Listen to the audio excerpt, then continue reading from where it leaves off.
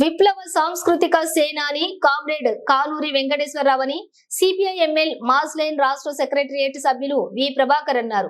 నిజామాబాద్ జిల్లా సిరికొండ మండలం రావూరులో రావుట్ల గ్రామంలోని బుధవారం నాడు అరుణోదయ సాంస్కృతిక సమైక్య వ్యవస్థాపకులు విప్లవ సాంస్కృతికోద్యమ నిర్మాత కామ్రేడ్ కానూరి వెంకటేశ్వరరావు వర్ధంతి సభను అరుణోదయ సాంస్కృతిక సమైక్య CPIML mass line party Sirikonda మండల కమిటీ ఆధ్వర్యంలోని కానూరి చిత్రపటానికి పూలమాలలు వేసి 2 నిమిషాల పాటు మౌనం పాటించి ఘనంగా నిర్వహించారు.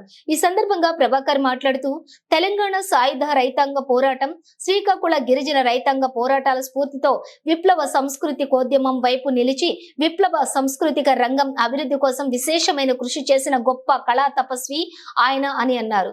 స్వతహాగా విప్లవ గేయాలను రాసి పాడినటువంటి విప్లవ గాయకుడిగా జనం గుండెల్లో నిలిచిన గొప్ప కళా అన్వేషి అని ఆయనను కొనియాడారు.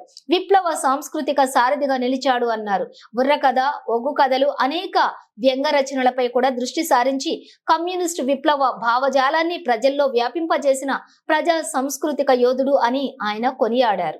మనకు చాలా చక్కగా అనేక సాంస్కృతిక కార్యక్రమాలు ఇచ్చినటువంటి గొప్ప విప్లవ సేనాని. సో తన అనేక మంది కళాకారులు గద్దారు, కానూరు వెంకట, మన అరుణోదయ నాగన్న, అట్లాగే మన రామారావు, ఇట్లాంటి అనేక మంది గొప్ప గొప్ప కవుల్ని రచయితలను పరిచయం చేసి తీర్చిదిద్దినటువంటి గొప్ప తాత చాలా గొప్పవాడు. ఈ సందర్భంగా వర్ధంతి జరుపుకుంటున్నాం మనం సిరికొండ మండలం రావుట్ల గ్రామంలో.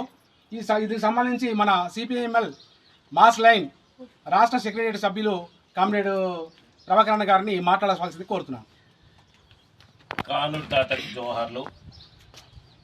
కానూరు తాత అంటేనే ప్రజా కళలు, ప్రజా ఉద్యమాల్లో ప్రజల వద్దకు తీసుకెళ్లిన మహా గొప్ప కళాకారుడు.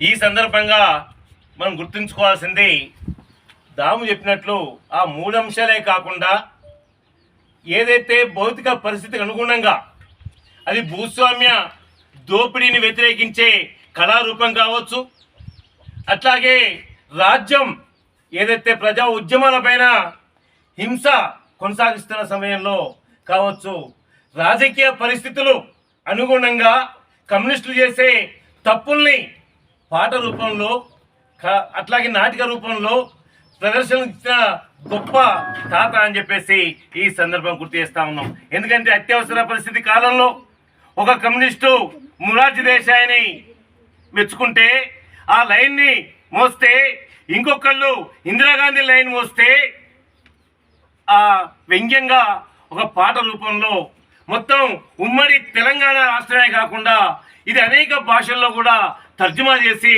దాదాపుగా దేశవ్యాపితంగా ప్రజల్ని ఆకట్టుకుంది. ఇది ఏ రకంగా ద్రోహం కమ్యూనిస్టు పార్టీ ఆ విధానాలకు, ప్రజా ఉద్యమాలకు ఏ రకంగా నష్టదాయకం అనేది మనం ఖచ్చితంగా తాతని ఆ సందర్భంలో తీసుకొచ్చిందని గుర్తుంచుకోవాలి.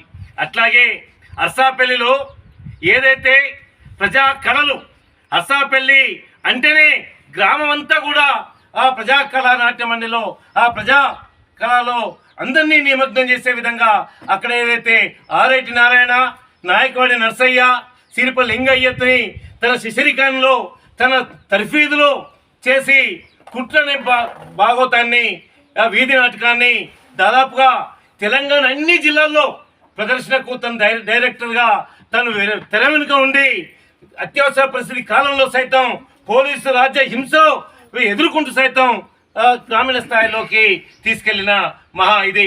మరోవైపు రైతాంగం ఎదుర్కొంటున్న మద్దతు ధరకు సంబంధించి, గిట్టుబాటు ధరకు సంబంధించి, మార్కెట్ దోపిడీకి సంబంధించి ఆ రకంగా ఈరోజు యశ్పాల్ కావచ్చు లేదా మరో కళాకారుడు కావచ్చు, తాత కృషి లేకుండా, తాత మాట లేకుండా, తాత ఆట లేకుండా, తాత గజ్జ లేకుండా ఈ కళాకారులు ఈరోజు జయరాజు నుంచి మొదలుకొని శక్తి వరకు కూడా తన పాత్రని మనం చూసాం. తాత యుగం మురిగిందంటే తాతతోనే పోయింది అంటే ఈరోజు అటువంటి కళలు ఈరోజు మనకు కనబడట్లేదు. అందుకని ఈరోజు తాతని స్మరించుకోవడం అంటే, తాతని జ్ఞాపకం చేసుకోవడం అంటే మనం దాదాపు 100 సంవత్సరాలకు మనం ఎనికిపోయి కొత్త కళాకారుల్ని తాత స్ఫూర్తితోని, తాత కృషి స్ఫూర్తితోని మనం దాన్ని ప్రయత్నం చేయాలి. అందుకని తాత ఇవాళ కూడా ప్రజాకళలో జీవించే ఉన్నాడు. తాత ఈరోజు కూడా మనకు కళారూపంలో కనబడుతూనే ఉన్నాడు. అందుకని తాత స్ఫూర్తితో కొత్త కళాకారుల్ని మనం ముందు తీసుకొచ్చే ప్రయత్నం చేసినప్పుడు మాత్రమే తాతకు